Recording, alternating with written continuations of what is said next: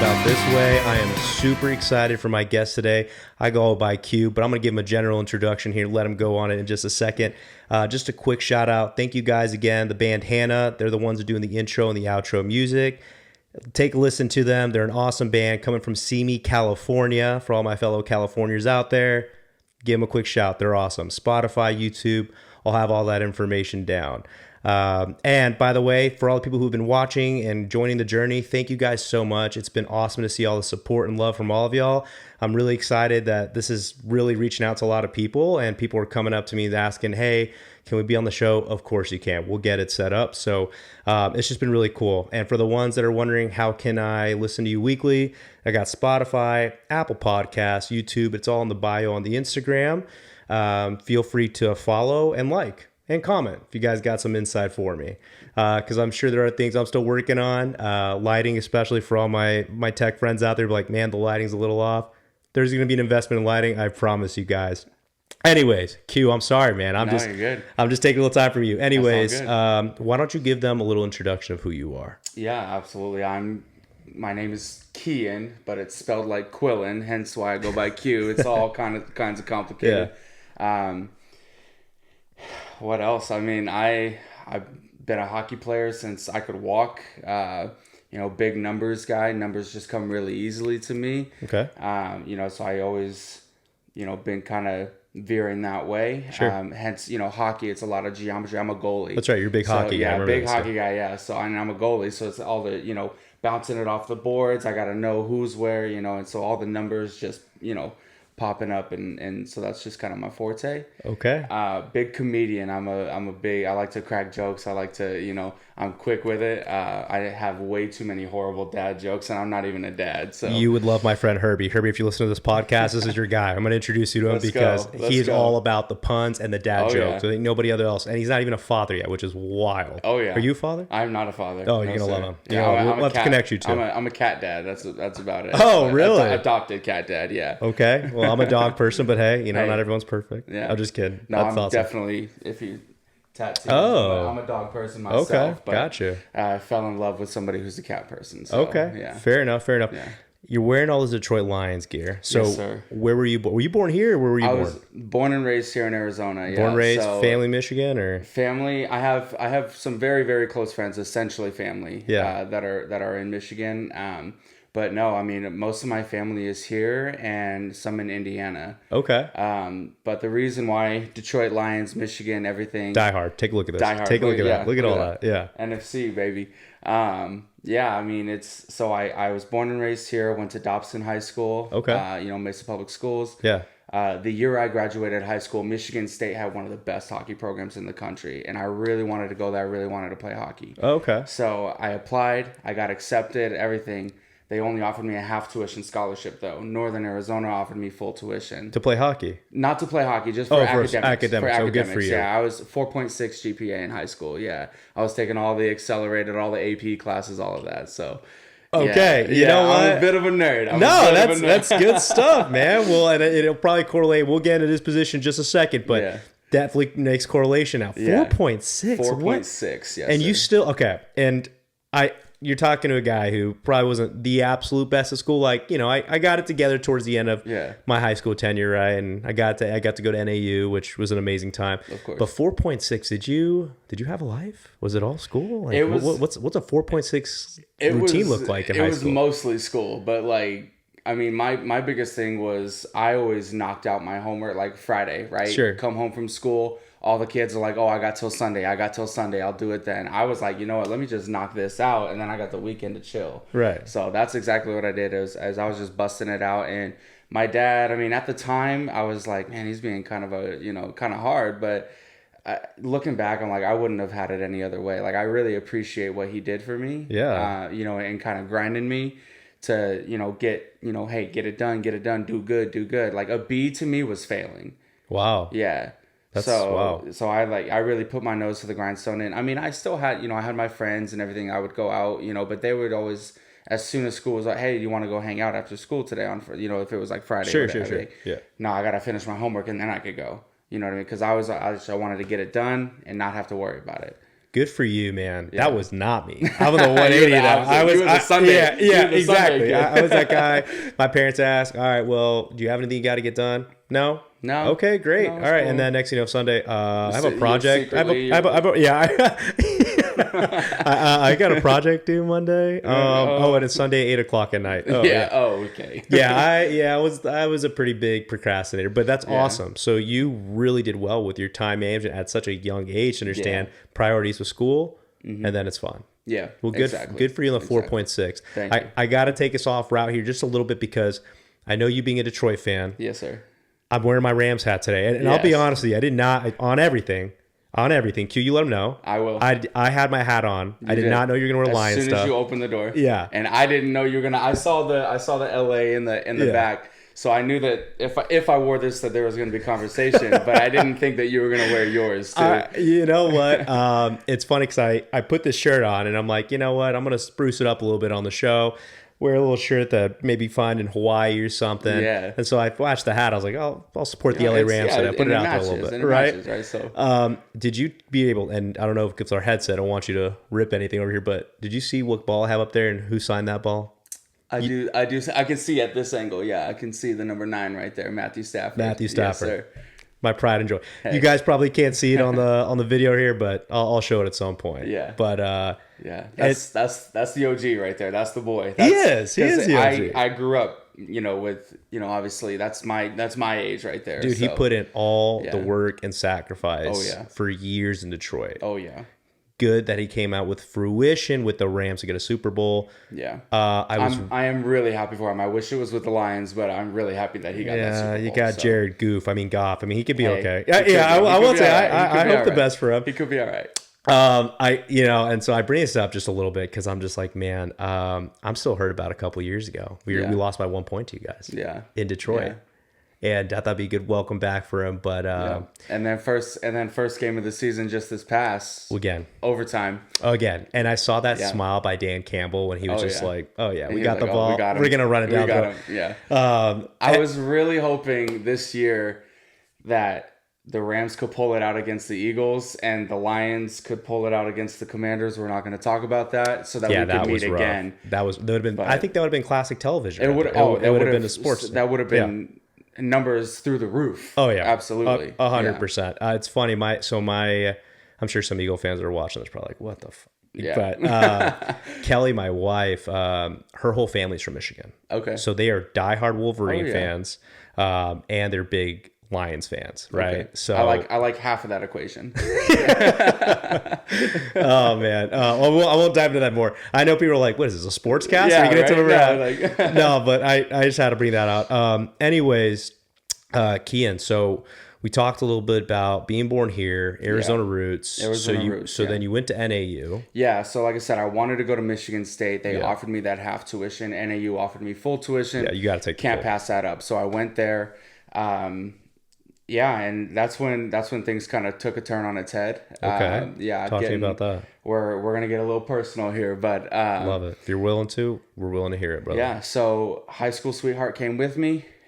2 weeks into being there, classes hadn't even started yet. 2 weeks into being in Flagstaff, she cheats on me, and I said, "Cool." So did my own thing for a while, 6 months, whatever. Like I said, I'm a hockey player, so I spent a lot of time at the ice rink. I actually got a job at the ice rink. My dream job at the time. I was driving the Zamboni, and I was all ear to ear, man. Yeah. And so I met another girl. She was a figure skater. We were together about a year, and she cheats on me. And I was like, God, that's a track record. Yeah, man. And I was like, man, what the? So again, did my own thing. Met another girl. Guess what?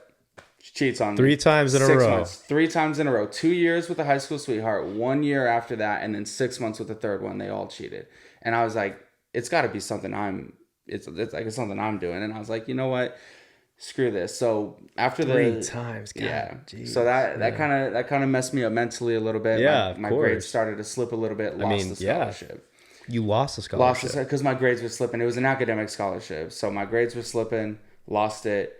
So I was like, all right, I'm going to take a step back for a minute. Yeah. Moved back home. Moved back in with my dad. Got a job as a server. he met somebody, I don't know where they met or, anything like that, but she was working for a school. And so she was talking to him about getting him a job there, but it turns out I ended up getting the job there at this school, and it was Colorado Technical University. And so I started working there, and they were like, hey, if you want, we'll pay for you to finish your degree. Wow, that's amazing. So I was working there, and it's mostly like they have some on campus. They have like brick and mortar schools in Colorado, but it's mostly online is the majority of what they do. So that's how you get to stay out here working. So that's how I get to stay out here working, and then also still going to school. So I finished my degree. I got my Bachelor of Science. Well, I started with my Associate of Science in Business Administration. Okay. And then I went and got my Bachelor's in Business Administration with a finance concentration. Got you. So, and that was really, really cool that I was able to, find my way back. Because once I decided to take that break, I was like, man, I don't know if this is the smartest move, because I don't know if I'm going to find my way back to it. Yeah. And then I did. So I think that's awesome. I kind of want to point out to the viewers here on something. One, I appreciate you just being very honest and vulnerable about that. Yeah. I think a lot of us sometimes can like think of relationships and think, maybe we don't think of the impact it can have sometimes, right? Yeah. But mentally, 3 times, that's extremely rough. And obviously it's not you. It's just, it probably is just crazy circumstances that happened. And no one would wish that against anyone. But here's the reality, guys, right? Like, dating someone, we're young. Mm-hmm. We're young. We're going up to college. There's a lot of emotions, a lot of feelings, right? Yeah. We're learning to kind of be on our own, away from everyone. And with emotions that run so high, I guarantee there's so many people listening to this and watching this being like, I remember when I thought I was going to marry my first person, my first girlfriend or a girlfriend in college, or I thought I got serious with this, right?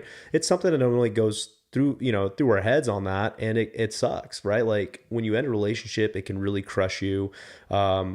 By all means. I mean, it can put you some really dark places. Yeah. And you would think, right, some people could maybe say, oh yeah, it couldn't be me. Okay, but you know what? Like, I don't think you understand like the reality of, I mean, let me ask you this, for the 3 relationships you had, I mean, I imagine there's a bit of time or just kind of like.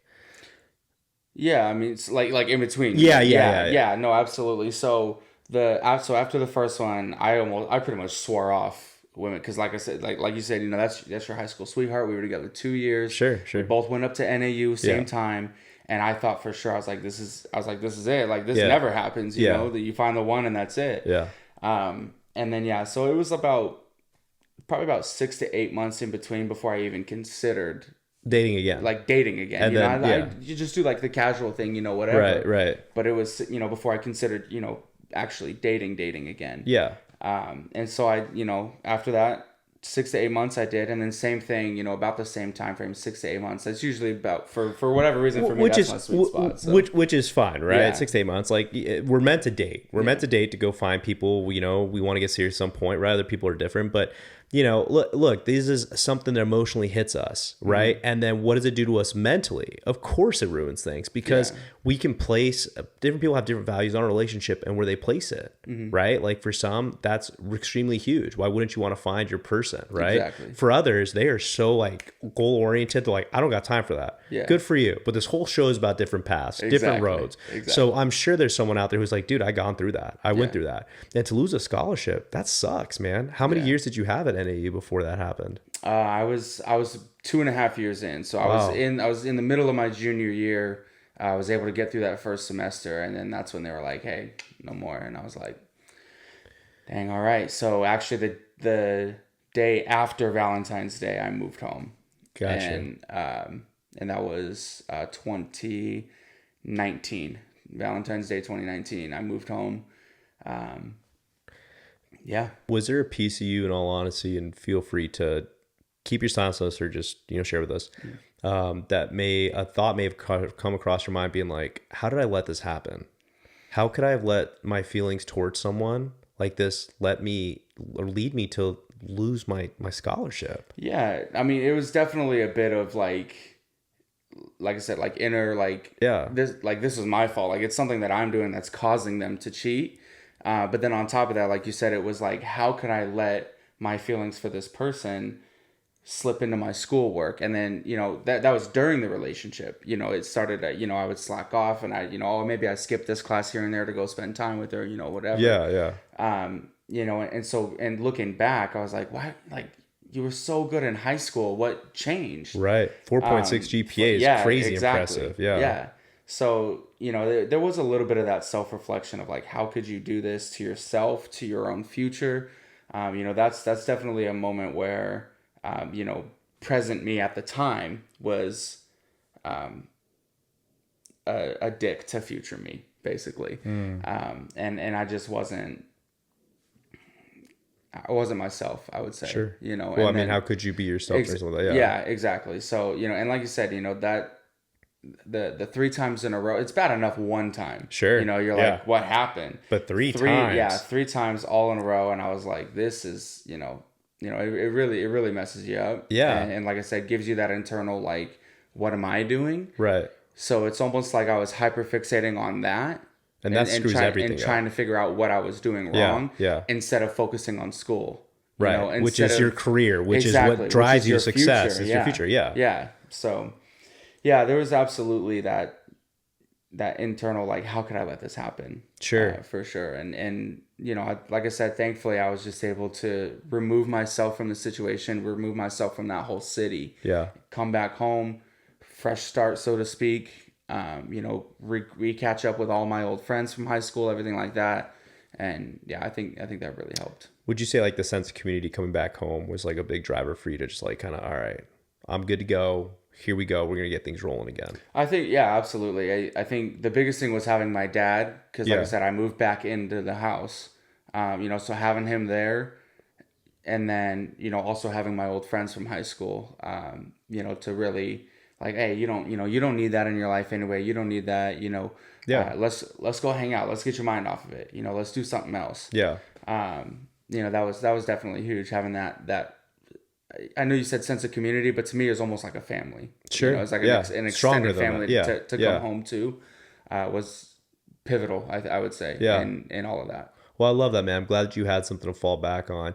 It's again, this is what this whole thing's about, man. You may hear from people talking about, hey, my behavior, maybe partying wise, or unfortunately drugs get involved, right? And that kind of ruins their college experience, right? But I think we sometimes forget there are stories like this where emotional piece can really hit, right? Yeah. So I really appreciate you talking to us about that. I think it's just at such a young age, man, like to feel these type of feelings and then to interfere with it. Yeah, I can only imagine, right? Like your feeling of kind of self, like if the inflection of just like, man, what is going on with me? It's me, but it's not you, right? We're young, man, and men and women. I mean, we're all over the place that young. So obviously glad you bounced back, because you got a pretty sick career from what I heard. I can't complain for sure. Are we ready for this? You want to tell them what you do? Yeah. So I am a casino auditor for a casino here in Arizona. Oh. So basically just making sure all the numbers are looking right, making sure nobody's overcharging or undercharging, nobody's stealing money, anything like that. So basically just making sure that what we say we made on paper, we actually made in the system. Okay, so here we go. When I first got to meet you, right, we're at this hibachi place, or we're at the hibachi backyard thing for a mutual friend of ours. Friend's birthday, and we're just talking, we're chatting, and when he drops it on me, I go, I probably didn't hear him right. I've never heard of something like this, right? I would never think I'd meet someone within the casino world like that. Yeah. And so when I heard Casino Auditor, I'll tell you guys, I'm probably just I don't know. The first thought that went through my head, anyone watch that movie Casino with Robert De Niro? That's what I started thinking. I'm like, that's not illegal stuff. But how do you have this much power in the casino? Yeah. So, okay, obviously the auditor piece, we understand that you're describing that like, hey, I pretty much make sure all the numbers look right. Yeah. So what is that? Could you, obviously, I'm sure there's some things you can't discuss, which I totally understand, right? The casino world. For all my friends out there who are on sportsbooks and whatnot, relax. We're not giving some secrets. He's not going to tell you what slot machines are the ones that hit, nothing like that. Nope. You're wild. Go ahead and turn off this episode if that's what you're just waiting for. That's not happening. can you maybe go in a little bit specific? Like, what does it mean to look and make sure that the numbers are representative of the numbers that you guys said? Are we talking like tax purposes, or are we talking about like, are you auditing on a daily or weekly basis? And what does that consist of? Does it consist of the table games, the slot machines? Could you dive into that? So my position is technically revenue auditing. So I'm essentially, it's not necessarily like the tax purposes. We deal with a little bit of the tax paperwork. If somebody hits a jackpot, they fill out the W-2s. We got to, make sure that looks right, get that over to Title 31, everything like that.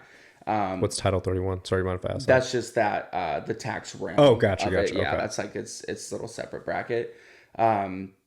But yeah, I mean, essentially it's, like the biggest thing that I do is with like the restaurants that are inside the casino. Oh, gotcha. Okay. If you've ever had a serving job, somebody pays with a credit card, they put the tip on the credit card. You take that receipt, you turn it into your manager at the end of the day.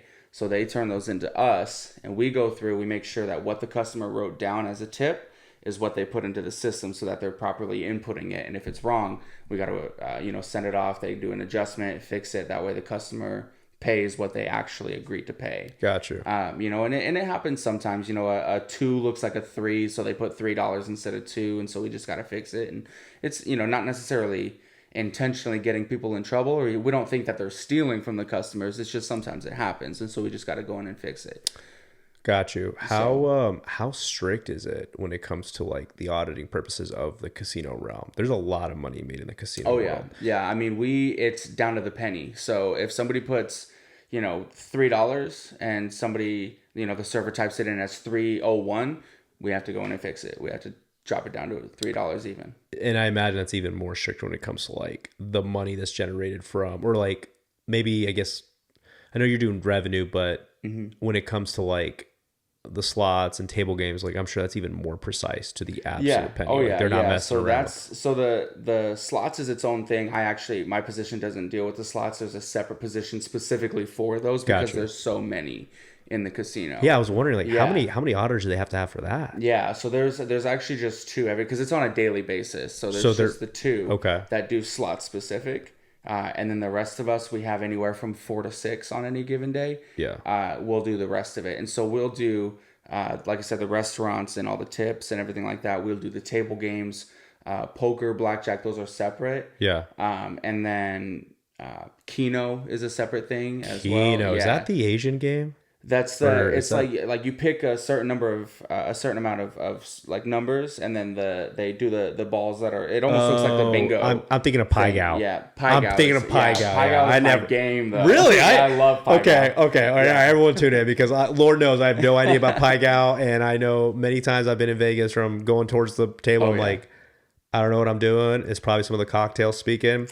Do I go for it? Do I just go and hope the dealer tells me what I'm doing? But I don't understand it. So if you want to get into Pai Gow, I don't play the one with the tiles. I play the actual with the playing cards because there are those 2 versions. I didn't even know that. Yeah. Yeah. So I do the one with the playing cards. But if you want to get into it, look for a table that's face up Pai Gow. Oh. Yeah. So face up Pai Gow, you know what the dealer has, and the dealer will help you with that one. So Gotcha. So essentially how it is, you get 7 cards, you make a 5-card hand and a 2-card hand. The 5-card hand has to be better than the 2-card hand, if that makes sense, right? So if you have right, let's say you have a pair of aces and king high after that. Yeah. Right? Yeah. The pair of aces has to go on your 5-card hand. You can't put the pair of aces on the 2-card hand and then just have king high for the 5-card. Gotcha. If that makes sense. Okay. So you would have king high for the 2-card hand and then a pair of aces for the 5-card. How long did it take you to learn Pai Gow?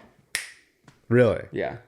I felt like that was me. I feel like that was me with craps. For the longest time, I didn't understand craps, and I was like, I don't understand. Everyone's like, it's the best casino game ever. It's the best one. Yeah. And then I finally learned. I said, oh my god, this is the best casino. So this is the great. And then everyone wins. Everyone's happy. So the reason I like Pai Gow, specifically in Vegas, is because there are a lot of face-up tables in Vegas. There's a couple here in Arizona, but there's a lot in Vegas. But the reason why I love it is because it is a 2-hand game. Yeah. In order to win, you have to win both hands against the dealer. You're not playing everybody else. You're just playing the dealer. So it's kind of like blackjack. Gotcha. Yeah. We're like everyone's playing against the dealer. Yeah, everyone's playing against the dealer. Okay. So in order to win, you have to win both hands. In order to lose, you have to lose both hands. So if you win one and lose one, you push. Oh. Yeah. Do you push often? Is that Oh yeah. Oh yeah. That's why I love Pai Gow so much, specifically in Vegas, is because I'll go and I'll just push all day long, and I'm getting free drinks from there. Because if you're in Vegas, if you're at a table, you're getting free drinks. Oh yeah. Okay. You know what? I guess we're gonna have to probably start another episode here on just Pai Gow itself. Just Pai Gow itself. Let's teach them. Let me learn a little bit more, and then we'll all hit the casino and go win a Pai Gow together. Yeah. Big group trip to Vegas. Man, that's cool.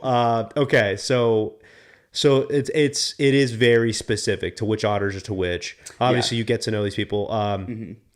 Because again, I'm very interested in this, and maybe I'm sure others are too. Like, what does those setting work for you guys? Are you guys like in an office where it's like, just like, I don't know, like, I'm not over here thinking you're working in a dungeon by any means, like no windows, nothing, but like I imagine because that information is extremely sensitive, that there are some physical barriers to within the premise of the location where you're working. Like where exactly. Well, if you can't share, like, what does your work setting look like? Yeah, at the so casino? I mean, we are in an office. We are on site in the casino. Okay. I don't know if I can say where specifically, so I won't. But we are in the casino. Okay. And it is an office. It's a finance specific office. Gotcha. So we're in there as the auditors. Payroll is in there and accounting is in there. So we're all in there, but everybody that's in there is allowed and able to have access to the information that we have access to. Okay. So in terms of like, do we have screen protectors like nobody else can see this? Not really. We have our own little cubicles that we're in. And so we just try to, obviously make sure the screen's locked before you walk away. Sure. Stuff like that. But yeah, so it's a very just a typical office setting, cubicle. I can talk, yell over the wall to the person next to me. Right. Not a big deal. So okay, gotcha. I guess I think of it such like, even a more locked down status. But then you're right. I'm thinking like you guys don't really need screen protectors because whoever's in that area has to have access to that area. Yeah. You're not some average Joe slipping in. I'm sure there's different security measures to make sure no one's going in there, right? Yeah. So it's kind of like a little keypad. You just scan in, and if they have like the whole system says that this person's badge is allowed to access this room. Right. And if you're able to access it, if you scan, it'll open. And if you don't have access to that room and you scan, it won't open. Got you. Yeah. Okay. Do you, maybe you can't speak to this. I'm so curious to casino world.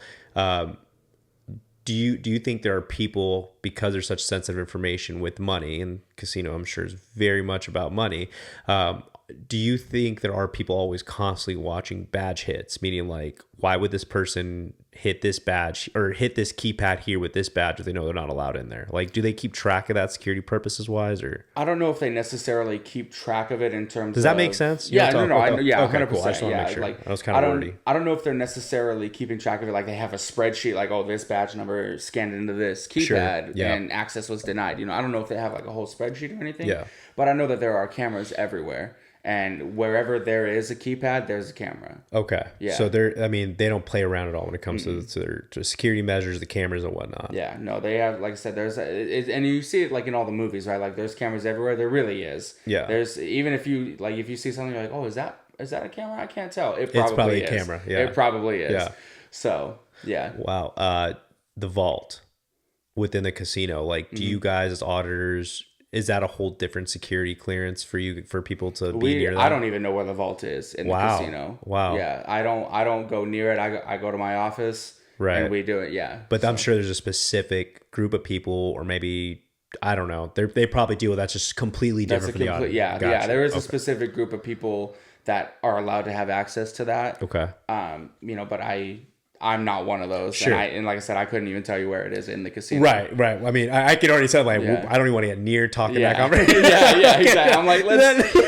No, I promise. I'm not trying to come up with scary. But no, I'm with you. This is why you let me know, right? Yeah. I guarantee there's some sensitive stuff, so you just let me know when to push a little bit and when, can't happen. Okay. Another question about this. Yeah. When you guys go to work, like I have a couple buddies who are in aerospace engineering, right? And that's a whole different type of top secret, confidential stuff. They work on to the engineering world. They can't have their cell phones when they go to their office and into their workspace. Are you guys allowed to have your cell phones with you? We can have our cell phones on our person. And just because of the work that we do, we can like I'll pop headphones in and just listen to music while I'm, doing everything that I'm doing. They don't really want us to like be on our phones really, like sending a text message or watching movies or whatever. Like it's mostly just listen to music, have some background noise. you know, and just, you know, go to town. Like if you need to take a personal call, take it outside. Okay, so that is kind of like, hey, you're okay to have your cell phone, but just don't be on it excessively. Right, because that's just not the feeling. Is it just because it's like there's a sensitive information you're working with, so it's not like we just don't want to. They just want to make sure that we're not, for some reason, taking pictures of anything or you know, or anything like that. Because, like you said, it is sensitive information. There is stuff on there that is extremely confidential and that can't get out to the public. Yeah. So if they even think I'm taking pictures of something that's that sensitive, then they're gonna nix it right there. Yeah. This is wild to talk to you about. So normally I will set my Spotify up to whatever playlist I want to listen to that day, and you know, pop just one headphone in, because if somebody needs me, I got to be able to hear them. Obviously, so usually pop one headphone in and just throw my phone in my pocket. Once that one dies in like 3 to 4 hours, I'll take it out, pop the other one in, and just keep it on going. Wow. So yeah, I mean, because I don't even mess with it. I set it up, and if I set up a playlist, I'm like, you know what, I'm okay with listening to this all day. Yeah. And I set it up, throw it in my pocket. I might switch it up at lunch. Sure. You know, I might, let's switch it up. But you know, obviously I'm at lunch, so I can have access to it. So. Got you. How long have you been doing this for? This specific position, I've been there since October. So coming up on. I think it's been about 5 months, so coming up on 6. How about in the casino world in general? The casino world in general, just over a year. I started February 12th of last year. Okay, gotcha. Yeah. So I think this is a good segment now on how you got into this job. I know you were we were starting to touch it on a little bit, and then we kind of went another route, but let's talk about it. So you came home.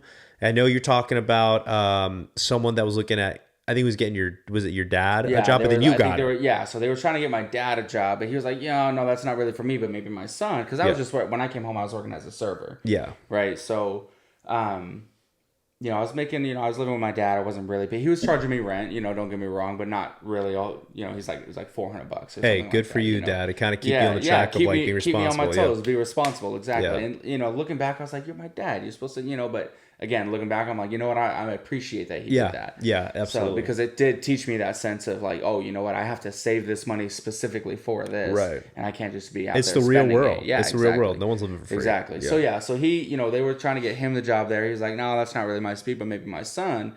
And obviously being a server, and then I hear this job offer for $21 an hour. I think it was actually 19 at the time. Sure. It was 19 when I started. I think when I left, I was like 21, 22. But I was like, heck yeah, let me jump on that. So I got the job there. It was an admissions role, so I'm just on the phones all day long. Right. Basically enrolling people into school, getting the sense of, what are you interested in? What's your passions? What do you want to learn? Right. And, seeing if we had a program to fit their needs. And then if we did, get them signed up. Right. And then, like I said, they allowed me to finish my degree. So I got my associate first, took a little bit of a break, then went right back and got my bachelor's. All of that within, I would say, probably about a year. Wow. You worked fast, dude. Yeah. You worked fast. So the moment they gave you that opportunity, you said, I'm going to take advantage of it. I'm going to jump right on that. Yeah. I think I had to wait. It was either 30 or 60 days for that benefit to be able to be available to me. And then I jumped right on it. So, wow. Yeah. Good for you. So then you did that, and then what happened after admissions? So after admissions with CTU, that was August or September of 2019. Okay. March of 2020, obviously COVID. So that was a weird time. We went to work from home within a day. There was like 5 different teams or 6 different teams of advisors, and all 6 teams went work from home within a day. Man, I remember that time, and that was wild. I remember when I don't know about you, but do you remember like the news on it started to circulate more and more, and then people were kind of like, are we going to still be working from office? Like, does anyone know? It was weird though, because so I think in like early to mid February, the NBA season suspended. Yeah. Then like 2 or 3 days later, the NHL season suspended. That's right. And then, so I was like, what the heck? Like, what is this thing that's going on? Obviously, we're fine. We're still at work. Right. Like, why can't they be at work?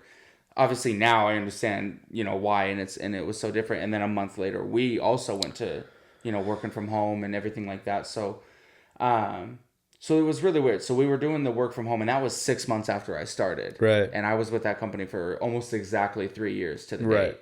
And so for those 2.5 years, I was work from home. And I was just starting to go stir crazy because I'm working at home. Now I can't even go anywhere because of this virus. I'm with you, dude. I can't get out of the house. Wild. I was like, I am going crazy. So then another college, UEI college, it's United Education Institute. They were more of like a trade school, but they were offering me a position. It was on campus. So, and it was for $10,000 more per year than what I was making at CTU. Okay, so you got to take. So I was like, "Oh, I'm taking this." Yeah. So I did that. So I did admissions again after the one. I went to another, but it was a different kind of admissions because we were on the phones, but we weren't enrolling them over the phone. We were getting them to come in for a tour. Gotcha. We were touring the campus. If they liked it, we get them signed up. Did that for about 8 months, and honestly. And I honestly have no regrets saying this on camera. Sure. That work environment was just so toxic. Really? At that specific school. Yeah. And it was like the person who was in charge he was playing favorites and he wasn't even trying to hide it. He has since he's no longer working there. Yeah. Shortly after I decided to leave, they fired him. Okay. Or they asked him to take a leave of absence, and then which that we all know turned into fire. Yeah, we know how that goes. So the nice little way to tell someone they're going out, but exactly. let them keep their pride. Exactly. Yeah, so I hear you. Yeah. So I mean, it could be a better environment now. I don't know, but let's hope. Let's hope for the people there. Yeah. But I was like, you know what? I'm not even gonna attempt to go back there. So when I left there, I didn't really have a plan. I left without having another job security. So it was that bad. It was that bad. You were just like, and by the way, we know there's people out there that do this. I've had a couple buddies who did that with their own jobs, and I understand that. Yeah. I'm gonna knock on wood because I am a very superstitious guy, but I feel like that to me, and maybe I'm just thankful and blessed that like I haven't had that bad of a situation to want to leave like that.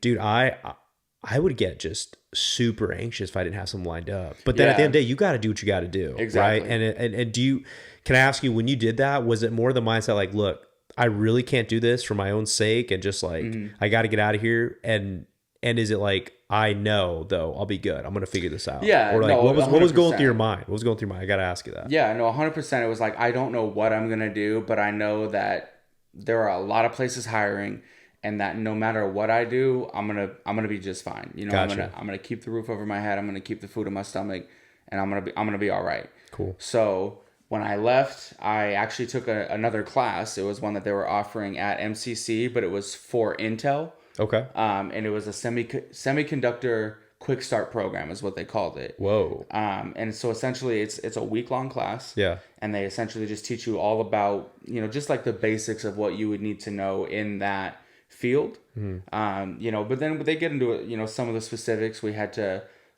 develop like a problem-solving code kind of flow chart kind of thing. Okay.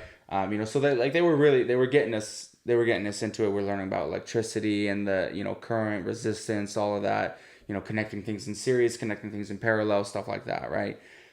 So we learned all of that. And the idea was that hopefully, because Intel was kind of, they were the ones kind of facilitating it, right? That I could apply, put that class on my resume, maybe get an interview, right? Okay. So I took the class, actually at my dad's recommendation, because he actually works for Intel. Oh, he does? Yeah. Okay, cool.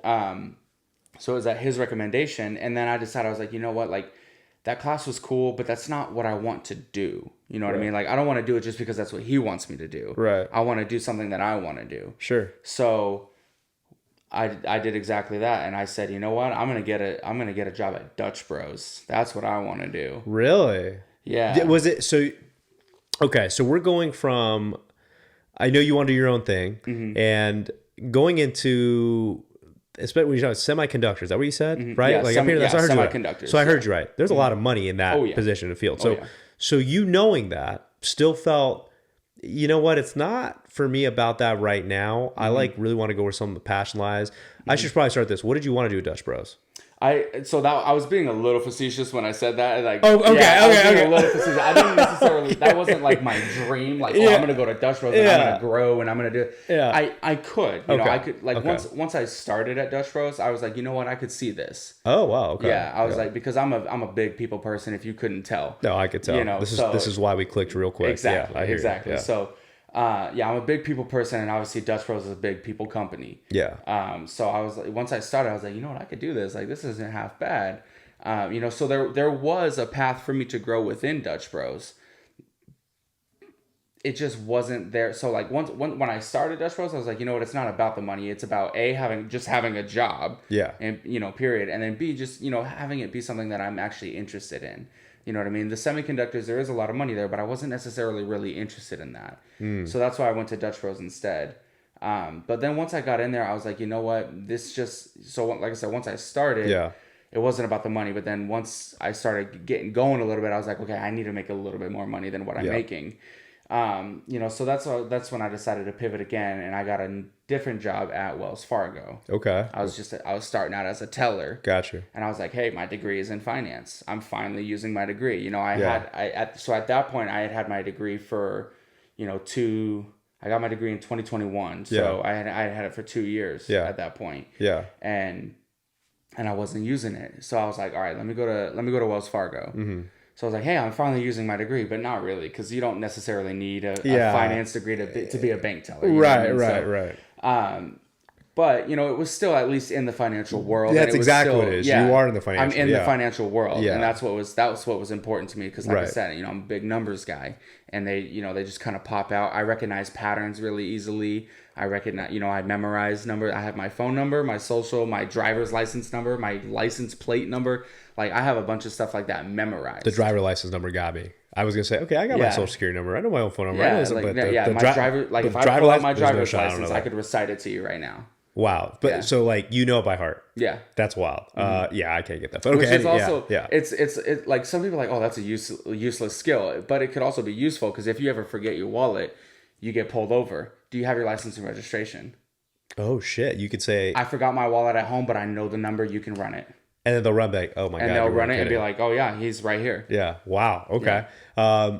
Might have to start working on that. Yeah. But anyways, okay, sorry. So you're a numbers guy. You're seeing that in your job at Wells Fargo. Mm-hmm. Where does it go from there? So Wells Fargo within 6 months gave me $1 raise, and I was like, I could do this. Like, okay, like if this is how it's gonna be, I could do this, right? And then so actually, my uncle. He's not really an uncle, but again, just one of my dad's best friends growing up. But you call him uncle. And so I call him uncle. As a Hispanic, we do this all the time, so I get it. Yeah. So my uncle, he worked at the casino, or actually at our sister casino. So wait, sister casino to Wells Fargo? No. Oh, sorry. At the casino you're at. Sorry. Okay, sorry. He worked at our sister. Gotcha. That makes sense. So he was the essentially he was the food and beverage purchaser. Right. That wasn't his exact job title, but that's essentially what he was. Gotcha. So he ordered all the food for all the different restaurants that were in the casino. So he actually recommended me to apply for a receiving steward position. So my job was to put away in the cooler all of the food that he ordered. Okay. Within the casino. Yeah. Okay. Yeah. So there's like the main cooler where a lot of the stuff is held, and then there's like the different outlets, and so we would take some of it out there. Right. Mostly just the items that were specific to just that outlet. Right. But then stuff like tomatoes, celery, mushrooms, all the the generalized cheese, milk, all of that was in the main cooler, and they actually had to come get it from us. Got you. Yeah. Okay. So he was ordering all the food, I was putting it all away. Right. That's the main job. I mean, there was a little bit more that we had to do to it. We sweep and mop the cooler, all of that. But going from Wells Fargo to that, that's different. What enticed you to do that? So the reason I did that was because, it was an extra $1 an hour. Yeah. So I was, which doesn't sound like a lot, but it adds up. It does. And the biggest thing was the benefits. The benefits at the casino are ridiculous. Really? Yeah. What kind of benefits are you talking about? So I pay maybe just a little over $50 a paycheck for my benefits. They covered half of my braces. And I went to urgent care the other day, $25 flat. Vision is included. I don't even have to pay for that. They just include it. Yeah. Like the medical it's insane. Like it's really good coverage for really cheap. Really? So they cover everything. They cover a lot, yeah. So the specific plan that I have, like they have the tier-based plans. Sure. The high deductible, mid deductible, low deductible. So I went with a mid because I'm like, I don't really go, being a hockey player, I'm like, I'm not going to the hospital. If it's not broken or I'm not dying, I'm not going. Sure. So I was like, you know what, let me do mid because if something were to happen, I want to have it, but I don't go often enough to warrant having a lower deductible. Yeah. So I went with the mid plan. They cover chiropractic appointments. Oh, that's awesome. Yeah, so I can go to the chiropractor 12 times a year, so basically once a month. Yeah. $25 a visit. Wow. Yeah. That's really nice. I can do, like I said, a flat copay of $25 for urgent care. Yeah. And that's whether it's in network or out of network. As long as it's in the state of Arizona, it's $25. Wow. So okay. So now I'm seeing this. So it's okay. It's $1 more, but the reality is from Wells Fargo to where you're at now, or where you were at that point, benefits were a huge piece. Benefits were a because huge you're piece, like, all right, I'm growing up, and I kind of need a lot of these. I need some of this stuff. Okay. Yeah, exactly. And that's actually what kicked me in the butt to get braces. Yeah. Was because these specific ones originally $7,700. Oh, yeah. That's how much braces are? $7,700, and this is on the lower end. Oh wow. Yeah, and so just for having insurance, they gave me $2,500 off.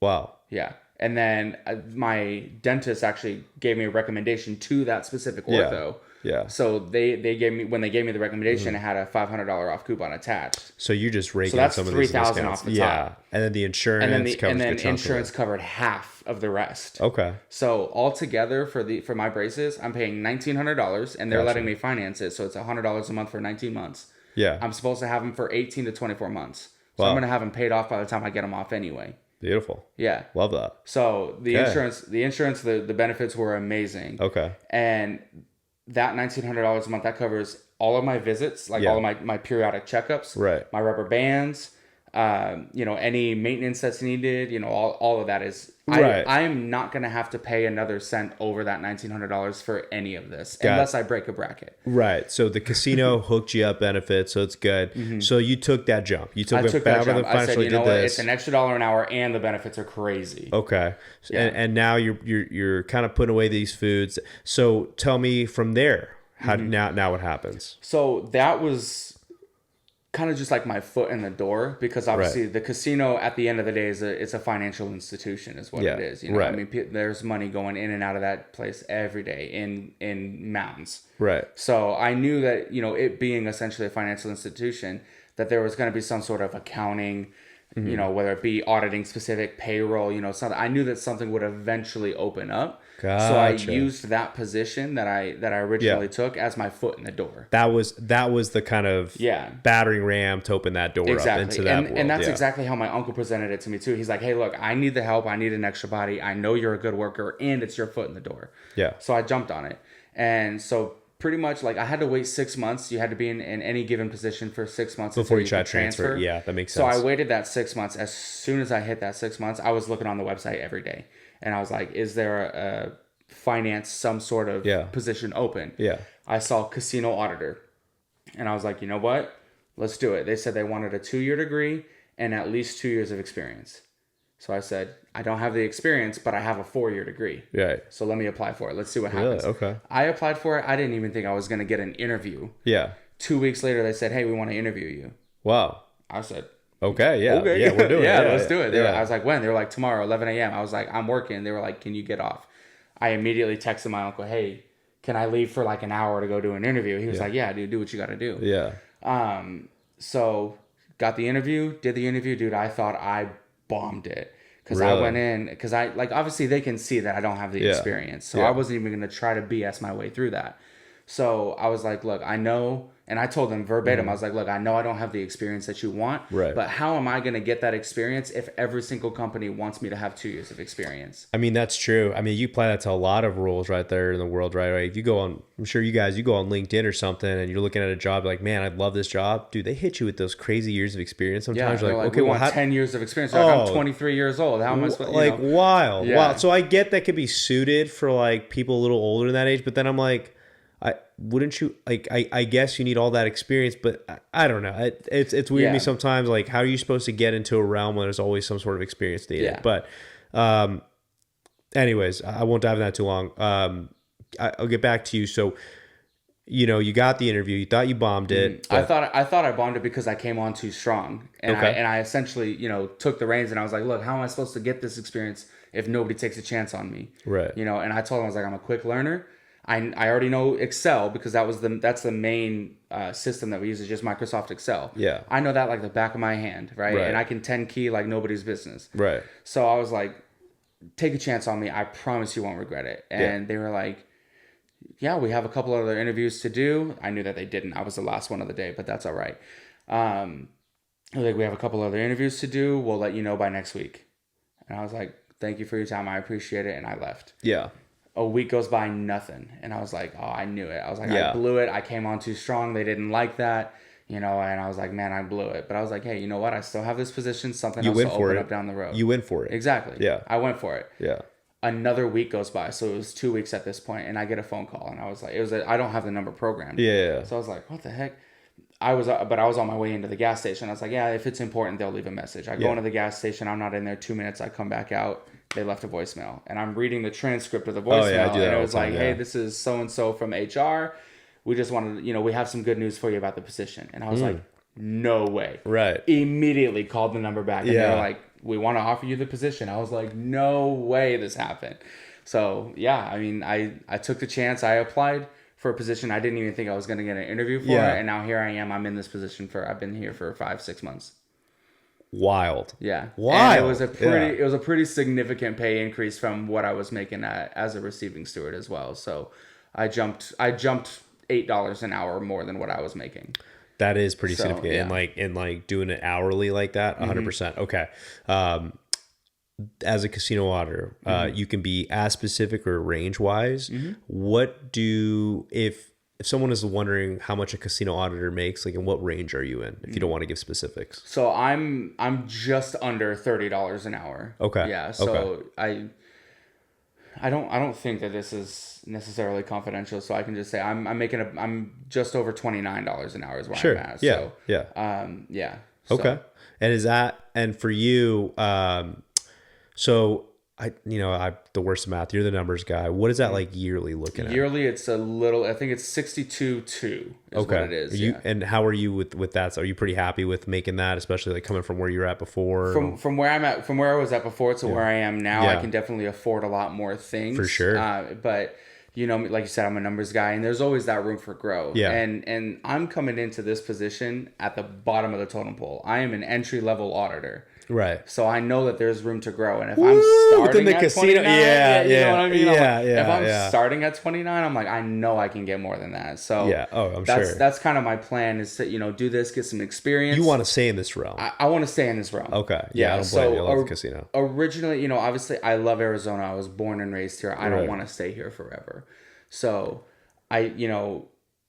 whether I take that to a different casino in another state, or if I just take it to a different business altogether, because if it's a business, it's got an auditor, right? Your books have to be audited. Yeah, that's a really valuable job to have. Yeah, people love their money. Exactly. They don't want to mess with that. They need people like you. Exactly. Yeah. So, I'm essentially using this to get the experience. Maybe take it to another casino. Yeah. Or maybe just take it somewhere else altogether. But really, I'm looking for the experience, and being able to add that to my resume so that I have my 4-year degree and I have the 2 years that you're looking for. Right. You know what I mean? So that's really, I want to kind of stay where I'm at for now, just to get that experience. And then once I find where I really want to stay for the rest of my life, then I'll start growing.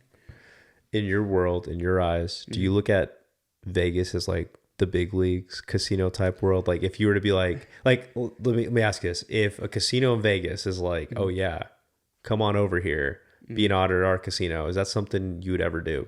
Move to Vegas? I know it's a whole different world down there, but I would absolutely consider it. Yeah. Because the specific casino that I work for, I don't want to say it's as big as some of the casinos in Vegas, but it's certainly up there. It's definitely, we have a lot of games. We have a lot of, stuff at our casino. Right. So, I would definitely consider it. And I would actually even strongly consider it because my mom lives there. Okay. Oh, cool. Yeah. but Vegas is essentially Phoenix. So yeah, except there's a ton of gambling. There's a ton of gambling, and yeah, but yeah, it's a desert. It's a desert. Exactly, Yeah, yeah. It is the desert. You know, there are nicer places in Vegas, just Yeah. like there are here. You know, we have Scottsdale. Vegas has Summerlin. Yeah. Right. So it's, you know, so there certainly are nicer places, and they do get, you know, they get the occasional snow. They get a lot more rain than we do. So I would definitely consider it for that. But I want to go somewhere more like, you know, kind of Midwest. You know, I'm looking at like Tennessee. I'm looking at Michigan. Obviously, you know, go home, see my Lions play at Ford Field. You know what I mean? Yeah, like, you know, and then obviously you can come hang out when, you know, when you visit the wife's family, right? So yeah, that's facts.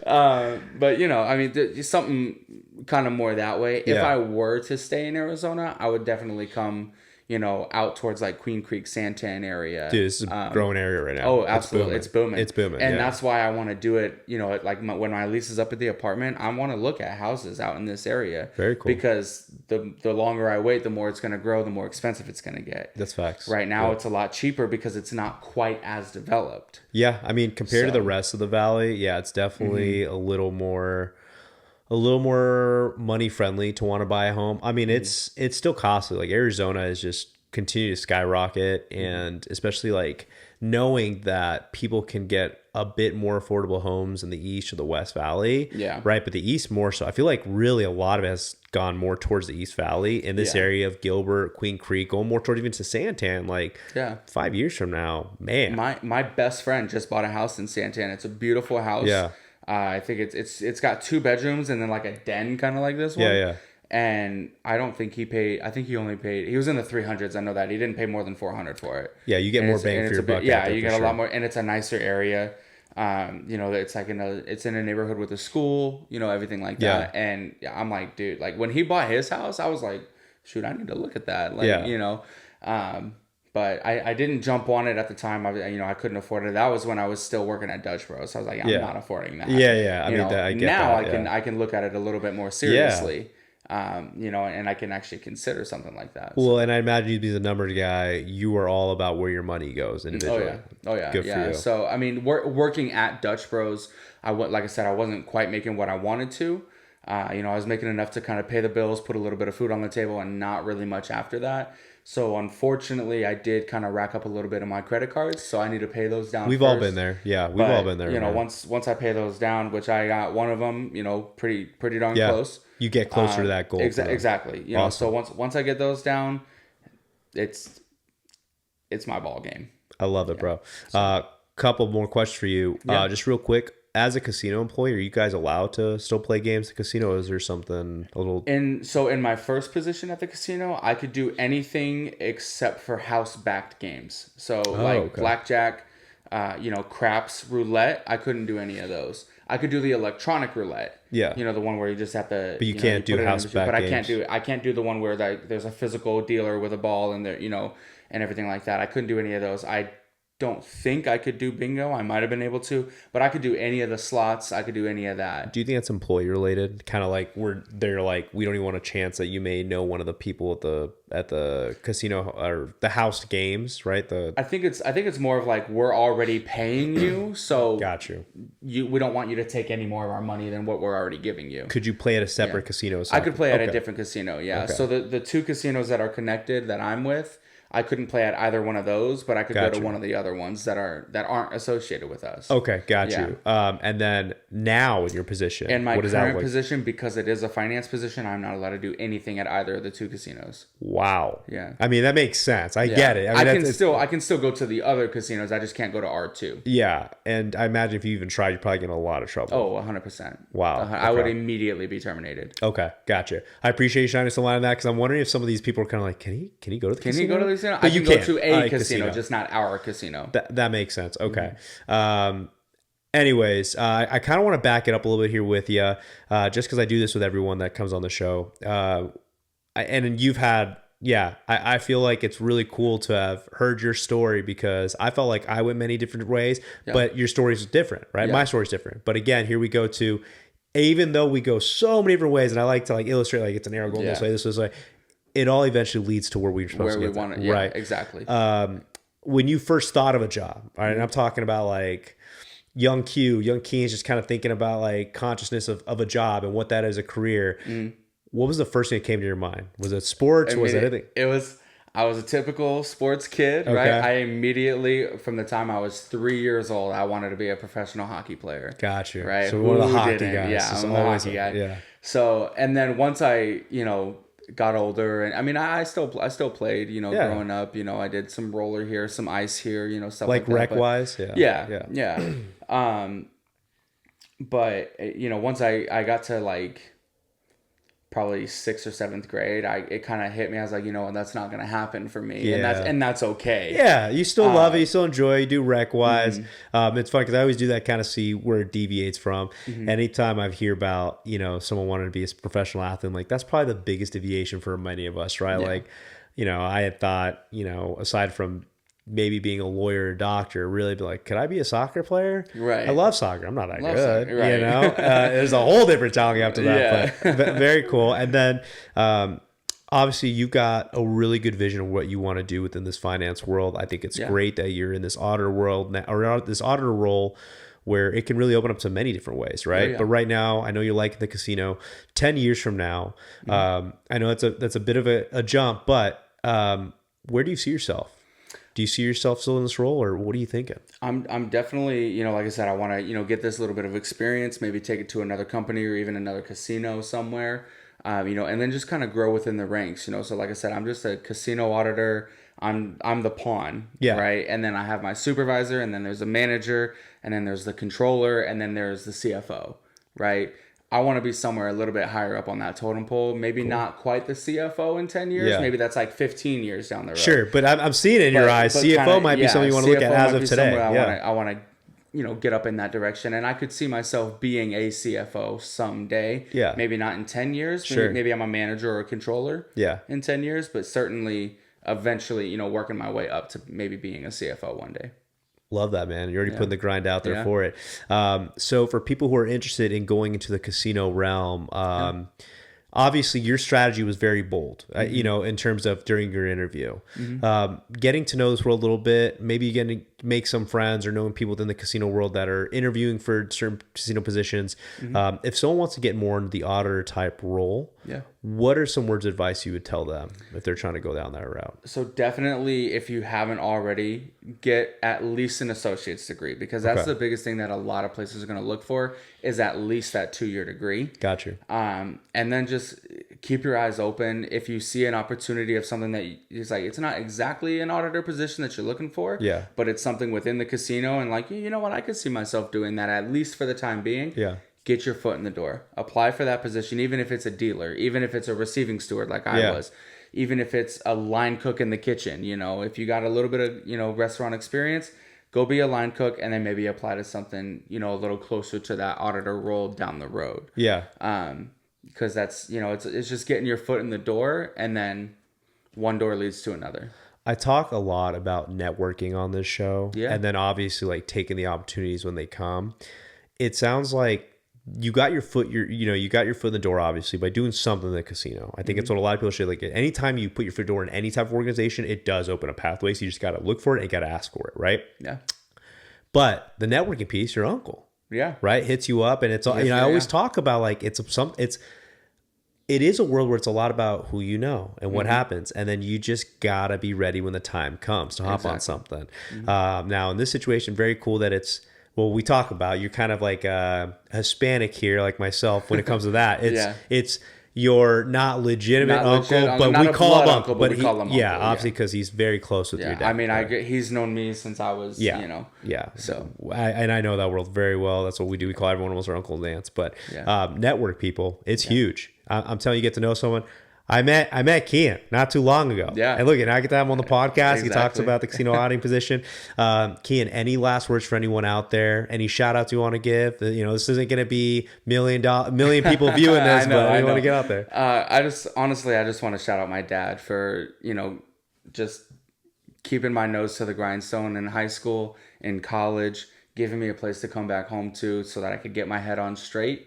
And just really helping me get to where I'm at now. He's the reason why I got my scholarship to begin with. Yeah. You know, and could even start school so that I could then leave and then come back and finish it. Yeah. So I really want to shout out my dad, my mom, of course, you know, helping me, you know, get to where I'm at now, in a different way, but still, you know, in her own way. Yeah. And I appreciate it. And then of course my girlfriend Reagan, obviously, you know, supporting me currently and, you know, and what I want to do. And she was honestly there for me when I was like, hey, this position opened up. Do you think I should apply for it? She's like, yeah, go for it. You know, if that's what you want to do. So I really appreciate her kind of supporting me in that decision-making process. So love those shout outs, man. How can people get a hold of you if they want to reach out to you a little about what you do or just kind of shoot it up with you? Yeah. I mean, you can reach out to me. I'm on pretty much all of the social medias, you know, but the main one being Instagram. Yeah. You know, fuzzy_tendy. That's right. You know, because I'm a goaltender. I was wondering about that for a second when I first saw that come through on so What's About This Way page. The fuzzy is a different story. I get that from my dad. So gotcha. he plays a computer game. Yeah. And I don't know when, how, or why he got the nickname Defuzz or Defuzz or something like that. His first name starts with a D, so I sometimes say Defuzz like the cops, right? Like Defuzz or Defuzz because his name starts with a D. I don't know how he got it, but he got me into the game. And so we started playing together, and then he got me my own copy of the game. Yeah. And so I created an account and everything like that. I was like, oh, what should my screen name be? You know, whatever. So I went with Junior Fuzz because I'm his son, and I wanted people to know that I'm son. Yeah. So I went with Junior Fuzz. So that's where the fuzzy comes from. And then Tendy is goaltender. Yeah. I get you. That makes sense. So I'm Fuzzy Tendy. So that's where you find him, guys. All right. Fuzzy underscore is in there. Yeah. Make sure the underscore Tendy. Yeah. And I'll make sure to put the Instagram handle on the description at the end of the episode. Guys, this has been an awesome episode. Thank you so much, man. I appreciate it. Of course, bro. I mean, you know, it's funny. I as I'm doing these shows, I'm like, you know what? I can't wait to see how many more episodes we get going. Yeah. You know what? We might see him in a while. Maybe have you come back and see where you're at. See where I'm at. Time. Yeah, absolutely. Yeah, it'd be great. For sure. Thank you guys again for tuning in. I really appreciate it. That's on my boy Q right there, Quillan. Again, I'll go ahead and put his handle in the description on how you can get a hold of him if you just want to reach out. Just another reminder here that Spotify, YouTube, and Apple Podcast, like, subscribe, follow, shoot a comment out there. Really appreciate it. And as the outro music is going out here, again, a big shout out to my friends over at Hannah for letting me use their music. Thank you guys so much, and we're out. Catch you guys. There you go. Yeah, That's good.